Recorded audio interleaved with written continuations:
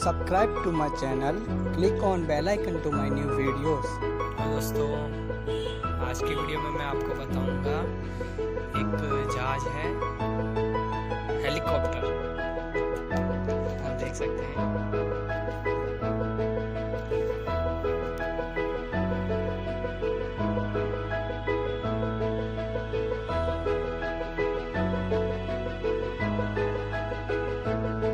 ये पीछे का चक्का है,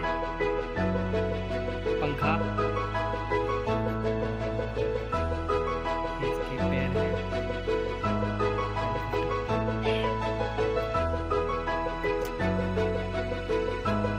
देख सकते हैं।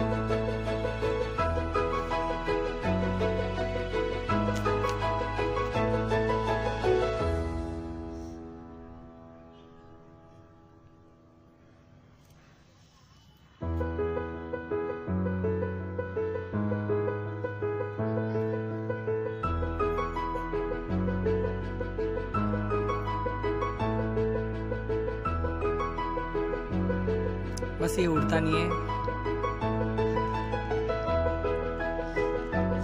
देख सकते हैं, स्पेस भी है।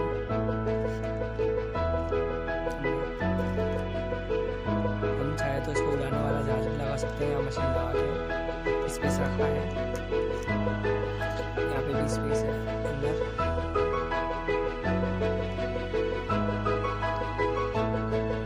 मशीन वगैरह लगाने के लिए।